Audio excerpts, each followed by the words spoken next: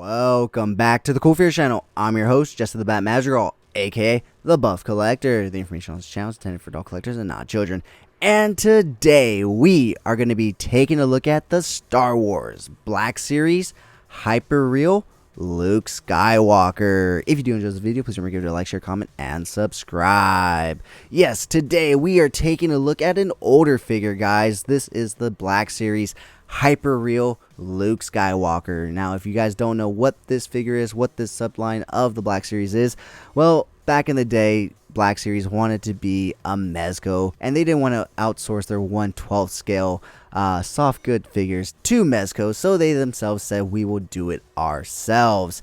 And they went ahead and opened up the line with Darth Vader and Luke Skywalker.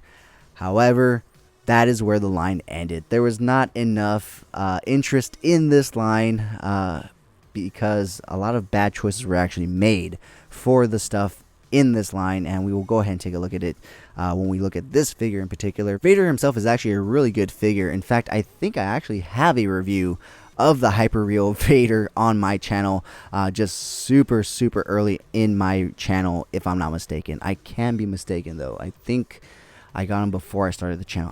I don't know. Just go and look. If it's there, it's there. If not, I'm sure there's plenty of other reviews on YouTube. But yeah, guys, so originally they were retailing for $80, and this was back before the pandemic, guys. This was back in like 2017, 2016. Yes, these guys were going for $80, and well, nobody was biting. I actually ended up getting Vader for $40 on sale on Amazon, and that's how I acquired this guy, $40 on clearance at Best Buy. Like I said, they were going for $80, and they, for some odd reason, discounted Darth Vader, but they never wanted to discount Luke. And so I kept avoiding it. But when I saw that he had dropped to $40, I figured that's about $10 more than a standard Black Series figure, and it's worth it at that point. So I went ahead and pulled the trigger on it and brought him into my collection. And it's really cool to have the only other figure in this subline next to the only other figure in the subline as well.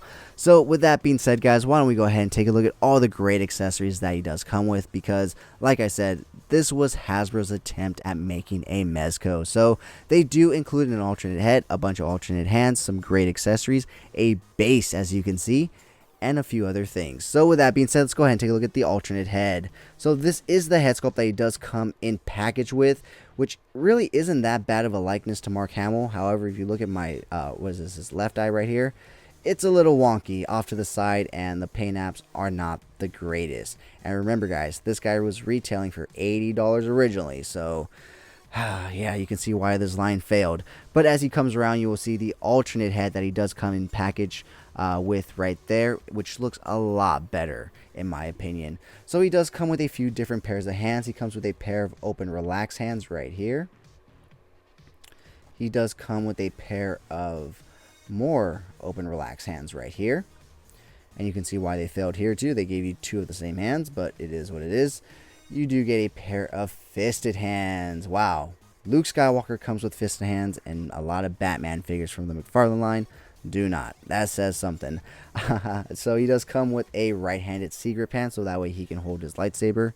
He does come with a left-handed seems like a kind of like a force wielding hand right there. He does come with a right-handed force push hand right there. And last but not least, he does come with a right-handed trigger finger hand right there, because he does have his blaster on his holster. So that is all the extra hands and heads that he does come with. So with that being said, why don't we go ahead and pull him off the turntable, take a nice close look at the base, and a nice closer look at Luke himself. Alright guys, so before we take a look at Luke, let's go ahead and take a look at the base that is included with Luke. And as you can tell, it is supposed to be the carbon freezing chamber. Darth Vader does also come with one of these, and they do also include this little clip right here, so that way you can connect the two bases, which is why I believe they were trying to continue the line because there's one on each side, and I think they wanted to get all the classic characters, Chewie, Han, Leia, even R2 and C-3PO, and maybe even a Boba Fett.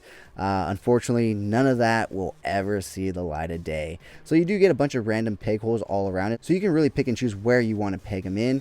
And if you don't use all the pegs, they do hold right here in this nice little peg holder right there. So yeah, super cool and awesome. But with that being said, let's go ahead and pull Luke forward. So like I said, the head sculpt on this guy looks a lot better than the one that comes in package right there. Let me go ahead and move his arm down. See, as you can see, this one definitely has a way better likeness to Mark Hamill himself. So let's actually put him down once again real quick, so that way we can take a look at his lightsaber, guys.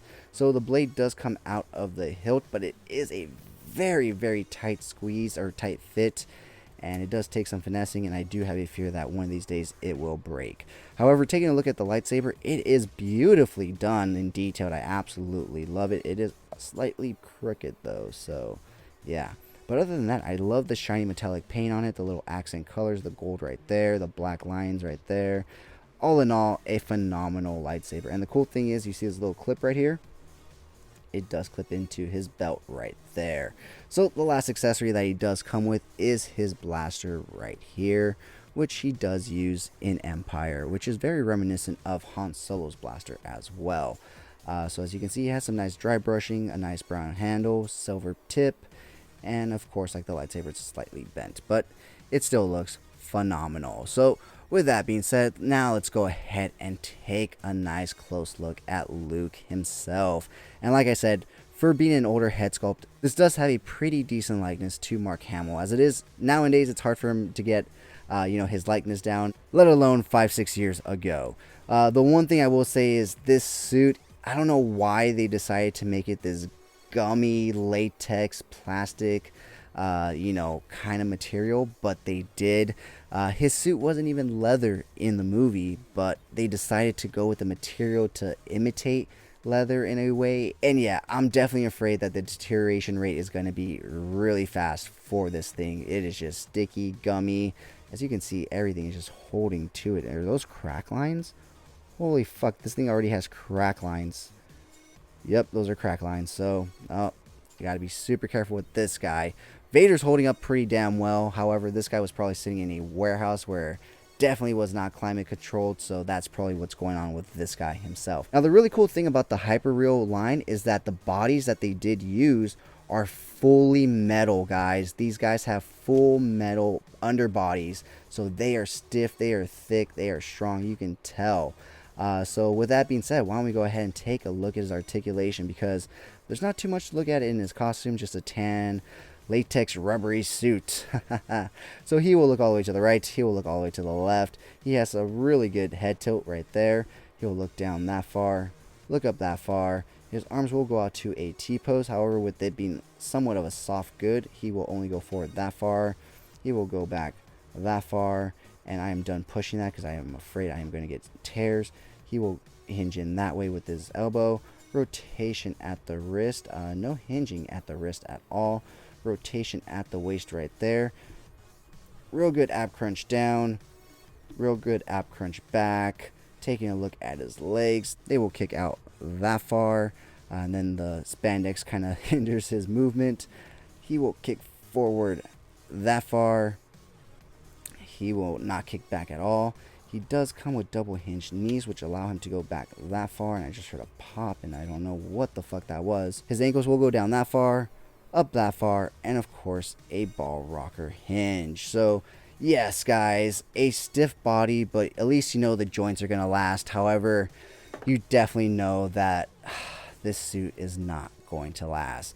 With that being said, guys, that wraps up this guy's articulation. Alright, guys, so that has been my review of the Star Wars Black Series HyperReal Luke Skywalker. What do you guys think of this figure? Let me know down in the comments below. Do you think the line should have continued past Luke and Vader, or do you think they made too many fuck-ups in their choice of materials to even think about continuing this line? Let me know down in the comments below, and if you've made it this far in the video, type down in the comments below, Bespin. That way I know you've made it this far and you're enjoying the content. With that being said, let's go ahead and take a look at some really cool pics that I took of this guy. If you do enjoy this video, please remember to give it a like, share, comment, and subscribe. And as always, the Force will be with you. Have a great fucking day.